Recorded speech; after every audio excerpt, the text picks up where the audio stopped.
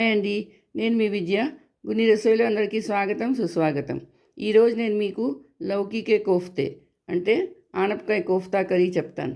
చాలా బాగుంటుందండి. ఇది నార్త్లోని చాలా ఫేమస్. అందరూ తింటారు రోటీలతోని, చపాతీలతోని. చాలా చాలా బాగుంటుందండి. మరి వాళ్ళు తిన్నప్పుడు మనం ఎందుకు తినకూడదు? రండి, ఇది ఎలా చేస్తారో చెప్తాను. చూడండి, దీనికోసం ఒక ఆనపకాయ తీసుకున్నాను.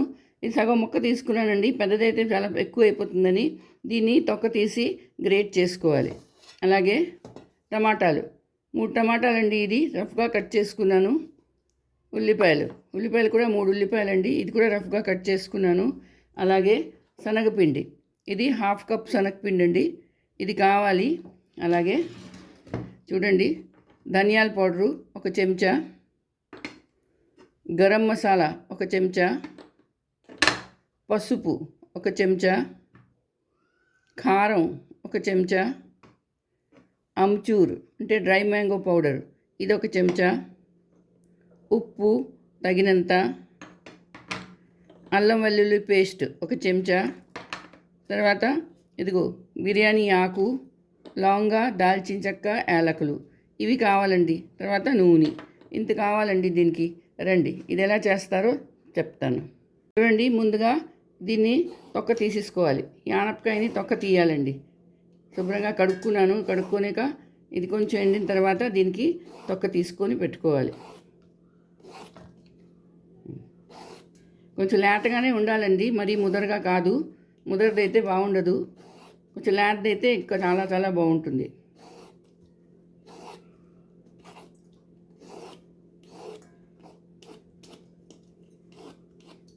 ఇలా తొక్క తీసాను. ఇప్పుడు చూడండి, ఇది లోపల గింజలు తీసానండి నేను. ఇప్పుడు ఏం చేస్తానంటే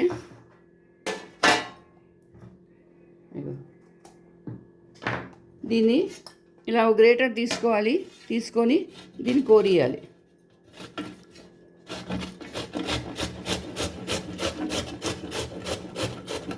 గింజలు ఉన్నాయనుకోండి నోట్లోకి వస్తాయి, ఇంకా గింజలు తీసేయాలి.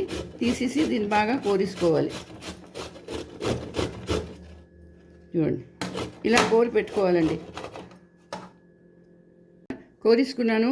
ఇప్పుడు ఇందులో ఏం చేస్తామంటే కొంచెం ఉప్పు వేసుకొని ఒక 10 నిమిషాలు అలా వదిలేయాలి.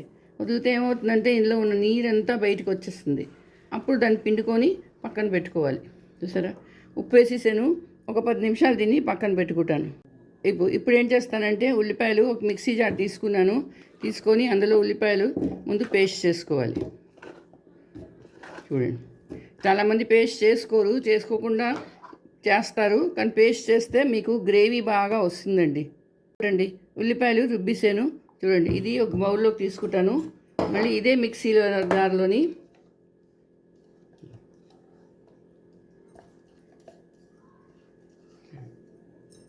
చూసారా ఉల్లిపాయల గ్రేవీ. అలాగే ఇదే మిక్సీ జార్లోని టమాటాలు వేసుకొని ఇది కూడా గ్రైండ్ చేసుకోవాలి. చూడండి, టమాటా కూడా పేస్ట్ చేసుకున్నాను. ఈ రెండు ఇప్పుడు పక్కన పెట్టుకోవాలి.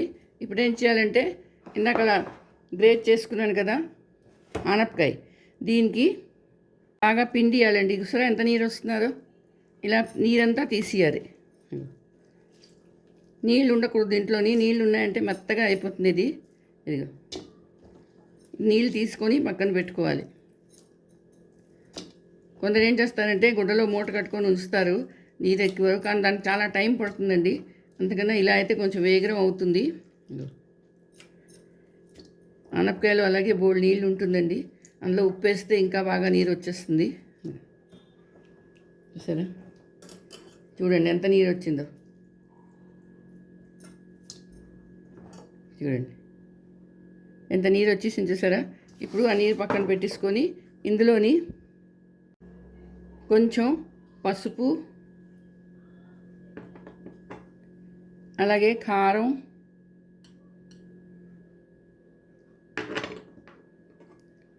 అమ్చూర్, జీలకర్ర పౌడరు, ధనియాల పౌడరు,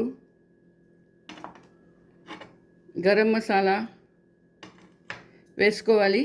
వేసుకొని కొంచెం ఉప్పు ముందు వేసాను, అందుకని ఎక్కువ వేయకూడదు. ఎందుకంటే మసాలాలో కూడా ఉప్పు వేస్తాను, ఎక్కువ అయిపోతుంది. ఇవి వేసి ఇది బాగా కలుపుకోవాలి. ఇప్పుడు ఏం చేస్తామంటే ఇందులో శనగపిండి 3-4 చెంచాలు వేసుకోవాలండి. ఇంకో బైండింగ్ కోసం చాలా బాగుంటుంది ఇది. ఇదిగో చూడండి, గట్టిగా అవుతుంది, బైండ్ అవుతుంది ఇది. అలాగే కొంచెం కొత్తిమీర ఇది కూడా వేసుకొని ఇది ఉండల్లా చేసుకోవాలి. సరే, గట్టిపడింది. మీకు కావాలంటే ఇంకొక స్పూన్ శనగపిండి వేసుకోవచ్చు.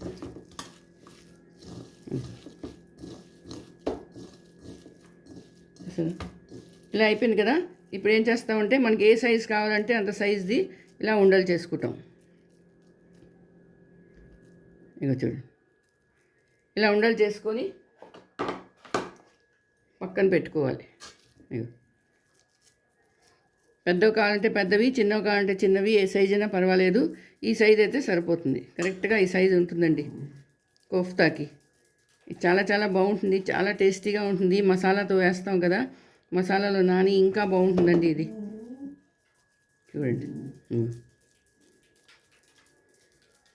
ఇలాగా అన్నీ చేసుకొని పెట్టుకోవాలి. ఇలా ఉండలు చేసుకొని పక్కన పెట్టుకున్నాను. ఇప్పుడు ఏం చేస్తానంటే చూడండి, స్టవ్ ఆన్ చేసుకున్నాను, నూనె పెట్టుకున్నాను, నూనె వేడెక్కింది.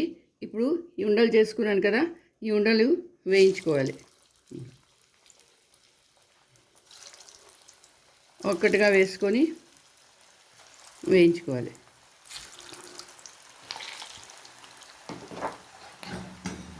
వేసిన వెంటనే కదపకూడదు, ఒక్క సెకండ్ ఆగిన తర్వాత చూడండి దీన్ని పక్కకు జరపాలి. ఇవి ఇలాగే తిని వచ్చండి ఉండలు చేసుకొని స్నాక్స్ లాగా. కానీ ఇది మసాలాలో వేసుకొని కర్రీ చేసుకుంటే ఇంకా ఇంకా టేస్టీగా ఉంటుంది, చాలా చాలా బాగుంటుంది.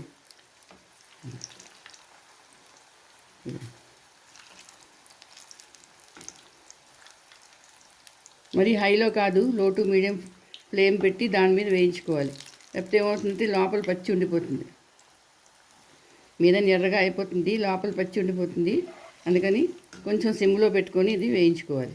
ఇది ఎక్కువ టైం పట్టదు, కూరకి బాగుంటుంది, వేగరమే అయిపోతుంది. అన్నీ మనం రెడీ చేసి పెట్టుకున్నాం అనుకోండి, మనకు 10 నిమిషాల్లో అయిపోతుంది కూర. ఒక వెరైటీ అండి. ఎప్పుడు మనం ఆంధ్ర ఫుడ్డే తింటాము, ఇలా కూడా ఇంకో ఫుడ్ కూడా తింటే మనకు ఎంతో బాగుంటుంది. చూడండి,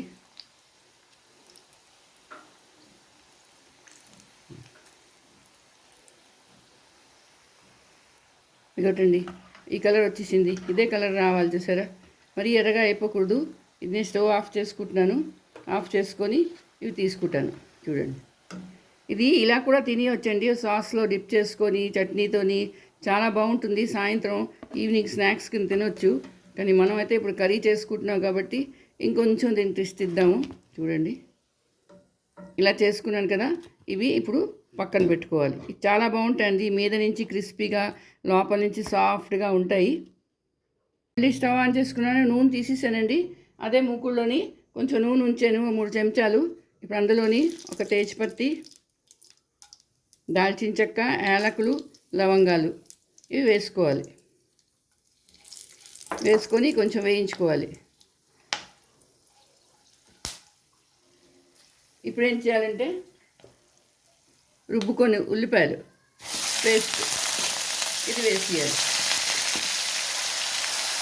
వేసి కలుపుకోవాలి. చూడండి, దీంతోనే గ్రేవీ వస్తుందండి, చాలా బాగుంటుంది ఈ మసాలా. ఇప్పుడు ఇందులోని అల్లం వెల్లుల్లి పేస్ట్ 1 స్పూను అది వేసుకున్నాను.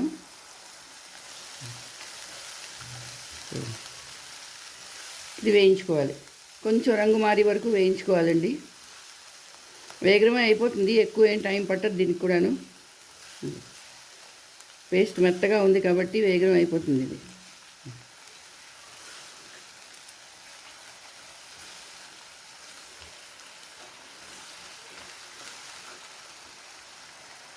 ఇప్పుడు ఇందులో ఏం చేయాలంటే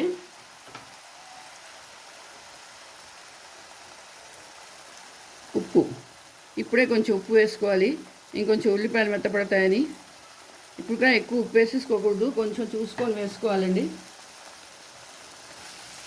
ఎందుకంటే ఉండల్లో కూడా నేను ఉప్పు వేసాను, ఇందులో కూడా ఉప్పు ఉంటుంది. ఆనపకాయలో ఆల్రెడీ ఉప్పు వేసి ఉన్నది. ఇలా చేసుకోండి. ఆనపకాయ తెచ్చుకొని చాలా బాగుంటుంది. ఆనపకాయ సేపు మనం సౌత్ ఇండియా కూరలే చేస్తాము. నార్త్ ఇండియన్ కూడా చేసుకొని చూసుకుంటే చాలా బాగుంటుంది. చూడండి, దీని టేస్ట్ వేరేగానే ఉంటుందండి, డిఫరెంట్గా ఉంటుంది.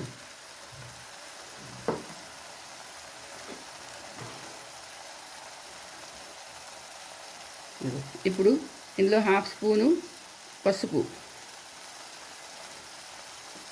అలాగే కారం. మీకు ఎంత కారం అంటే అంత వేసుకోండి.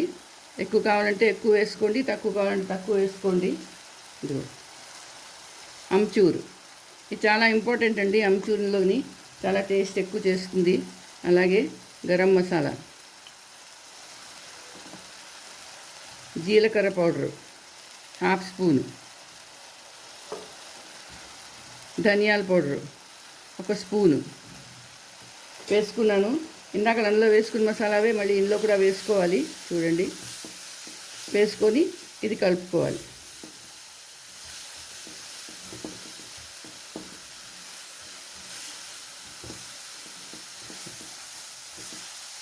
ఇది కొంచెం వేగిన తర్వాత ఇందులోని టమాటా పేస్ట్ వేసుకోవాలి. ఉల్లిపాయ వేగుతున్నది, అది నూనె వదిలేస్తున్నది, చూసారా? అంటే ఉల్లిపాయ పచ్చివాసన పోయే వరకు వేయించుకోవాలి. ఇప్పుడు టమాటా పేస్ట్ ఇది వేసుకొని మళ్ళీ కలుపుకోవాలి. మసాలా ఎంతసేపు అవుతుందో అంతసేపేనండి, దీనికి టైం పడుతుంది, అంతకన్నా ఎక్కువ టైం పట్టదు.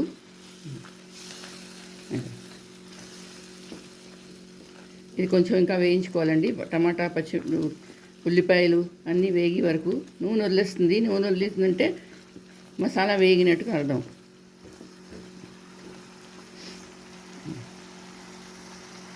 మసాలా మధ్య మధ్యన కలుపుతూ ఉండాలి, అప్పుడే అడుగంటేస్తుంది. ఇదిగో చూడండి,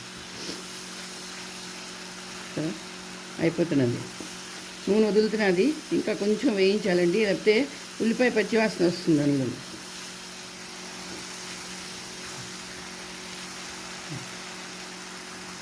చూసారా, నూనె వదులుతున్నది, నూనె బయటికి వచ్చేస్తున్నది.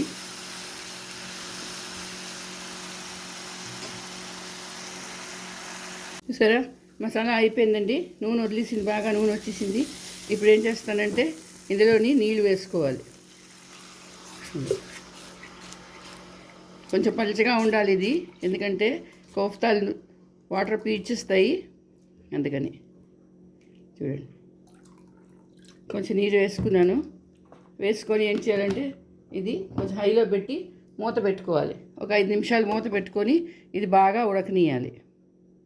చూడండి, మూత తీసి చూస్తాను. ఇగో ఇప్పుడు ఈ స్టేజ్లోని 1/2 స్పూను షుగర్ వేయాలి. షుగర్ ఎందుకు వేస్తామంటే అందులో ఉప్పు కారం అన్నీ బాగా బయటకు వస్తాయండి, చాలా బాగుంటుంది టేస్టు. ఇగో కొంచెం మసాలా ఒక మాట ఇంకా ఉడకాలండి, అన్నితోని నీళ్ళతోని. కలర్ చూసారా ఎంత బాగుందో. మళ్ళీ ఇంకొక 5 నిమిషాలు మూత పెట్టి దాన్ని ఉడికిస్తాను. చూడండి, అదిగో ఎంత బాగా ఉడుకుతున్నారో చూసారా. ఇప్పుడు స్టవ్ ఆఫ్ చేసేయాలి. ఇలాగే ఉండాలండి దీని కన్సిస్టెన్సీ. చూడండి, ఎంతకన్నా థిక్గా ఉండకూడదు, మరీ పలుచగా ఉండకూడదు, ఇలా ఉండాలి. ఇప్పుడు దీన్ని ఒక బౌల్లోకి తీసుకొని పెడతాను. చూడండి, ఈ మసాలా బౌల్లో వేసుకుంటాను. ఇందులోని ఇందాక చేసిన కోఫ్తాలు చూడండి, మీద నుంచి ఎంత క్రిస్పీగా ఉన్నాయి, లోపల సాఫ్ట్గా ఉంటాయి. ఇప్పుడు ఈ కోఫ్తాలు ఇందులో వేసుకోవాలి. సరే, వేసుకొని ఇప్పుడు ఏం చేయాలంటే ఇంకోటండి, ఆనపకాయ కోఫ్తా కర్రీ, లౌకీకాయ కోఫ్తా రెడీ అయిపోయింది. ఇప్పుడు దీని మీద కొంచెం కొత్తిమీర వేసుకుంటాను. సరే, అలాగే కొంచెం నెయ్యి వేసుకోవాలి, టేస్ట్కి చాలా బాగుంటుంది. చూడండి, ఇంకోటండి, లౌకీకాయ కోఫ్తే ఆనపకాయ కోఫ్తా కర్రీ రెడీ అయిపోయింది. చూడండి ఎంత బాగుందో, దాని కలర్ చూడండి ఎంత బాగుందో, అంతే టేస్ట్ కూడా చాలా బాగుంటుందండి. మరి మీరు చేసుకోండి, అందరికీ చేసి పెట్టండి. నా వీడియో నచ్చిందా? నచ్చితే తప్పకుండా నా ఛానల్ కొత్తగా ఉంటే సబ్స్క్రైబ్ చేయండి, అలాగే లైక్ షేర్ కూడా చేయండి వీడియోకి. మళ్ళీ ఇంకొక వీడియోతో కలుస్తాను. అంతవరకు సెలవు.